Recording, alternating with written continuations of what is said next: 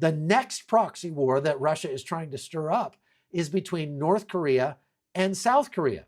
What Russia is doing with these North Korean troops is going to blow your mind. Russia is encouraging North Korea to attack South Korea and start another war in that region.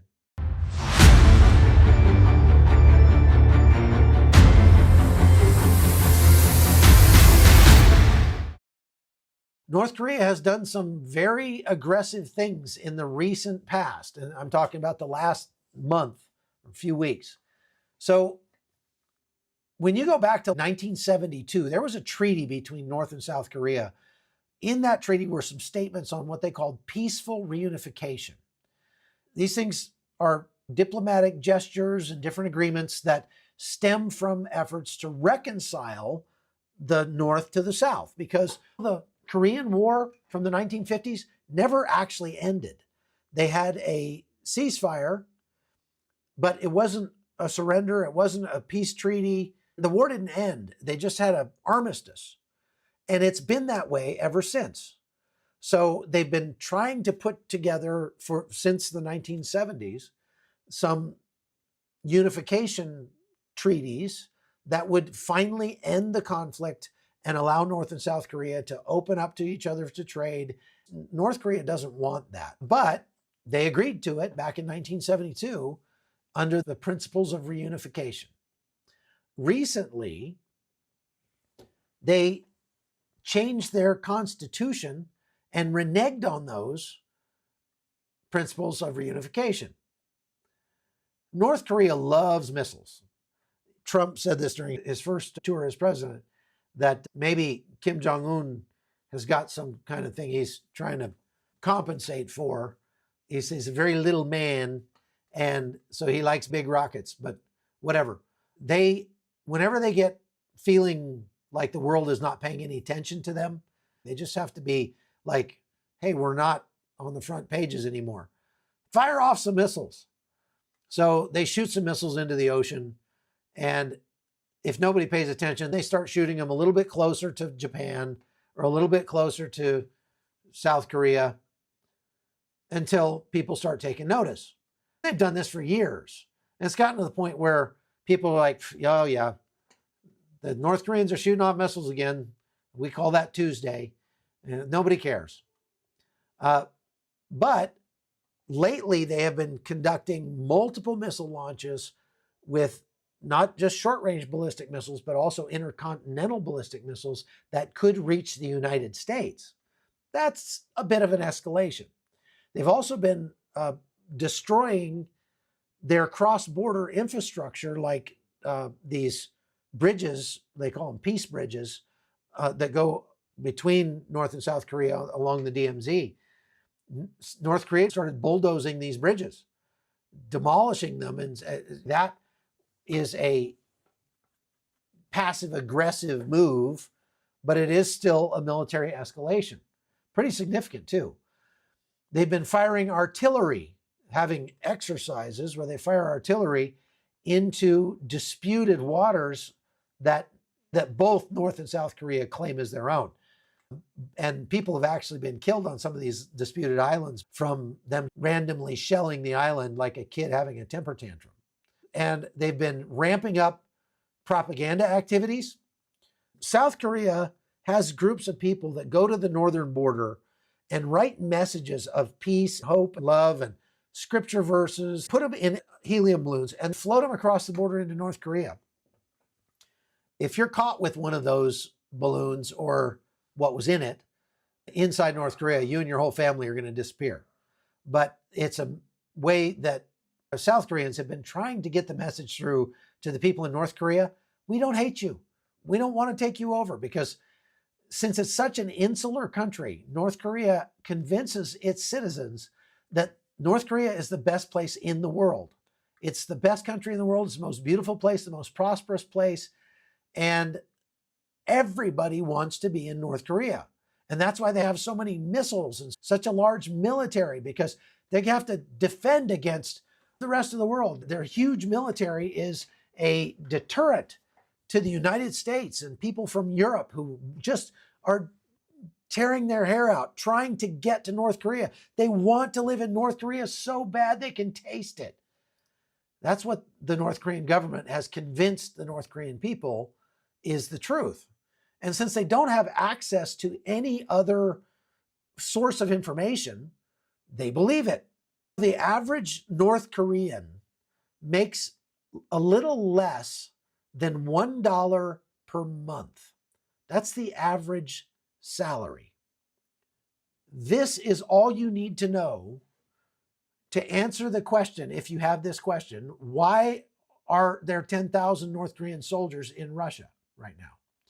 Because Russia is offering $2,000 to $2,400 a month to come and fight for Russia. And there have been several mercenaries and people from Pakistan and India and Chechnya and places like that that have come to Russia and wanted to go fight just for that paycheck, because that's a good paycheck. There's a lot of Russians that would love to make that much money. Now, just imagine you're a North Korean soldier. You get fed once in a while, usually a handful or two of rice. You're in the military because everybody has to be in the military. You've never been anywhere else. You've heard that the rest of the world is a smoking crater. To the North Korean mind, the entire rest of the globe looks like Haiti or some terrible place in Africa. It's just a smoking hellhole. It's terrible. And so you've never been anywhere else. You're this North Korean soldier. You can barely survive. Malnutrition in your family is rampant because your family has a farm somewhere. They're very poor and sickly. The average lifespan is in the 40s, and it's just really bad. And then they come along and say, hey, we will pay you hundreds of times what you're currently making to go fight for the glory of North Korea in Russia. And oh, by the way, you get to do that in Russia and Ukraine, which is a different country. And so you'll be one of the few North Koreans in recent history to see what another country looks like. And you will also have great prestige when you come back home. Your family will get treated better and get more resources because you're a hero of North Korea. Who wouldn't do that? So you go from $1 a month to $2,000 a month. That would be like the average American if they came to you and said, hey, if you'll go fight in Ukraine, we'll pay you $9.6 million a month. I looked up the average American monthly salary is about $4,900. And so if you go 2,000 times that, you're talking about $9.6 million a month. Now, you have to understand, the North Korean soldier is not seeing all of the money Russia is paying for those soldiers. The North Korean government takes about 90% of it. But that still would be like going from $4,900 a month to $960,000 a month. These guys are beside themselves. They're tripping over each other to get to Russia and fight Ukraine. What they don't realize is that very few of them will ever come home.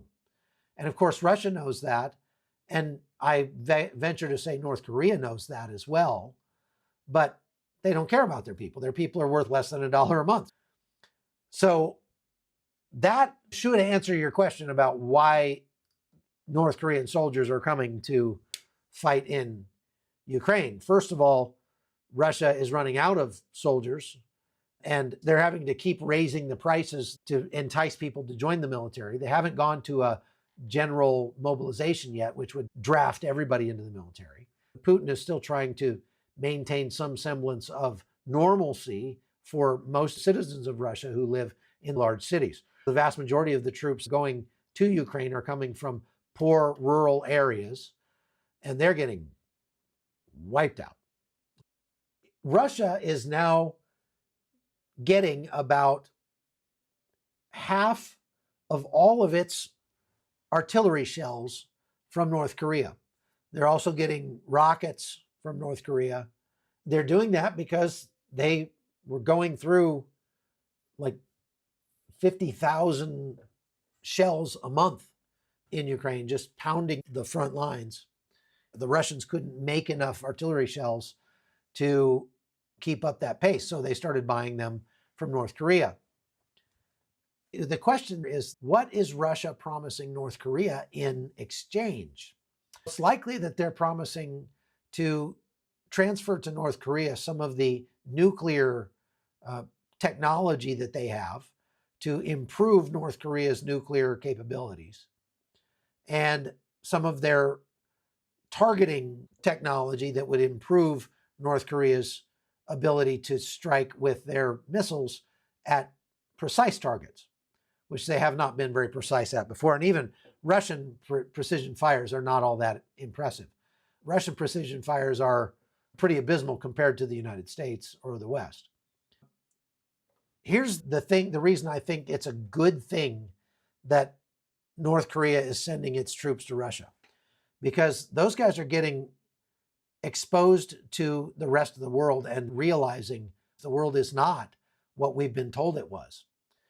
If any of them ever make it home, they will take that knowledge with them, and that knowledge could literally be the thing that topples the North Korean regime. Because it's only by keeping their people in the dark that the North Korean kleptocracy has been able to maintain control for so long.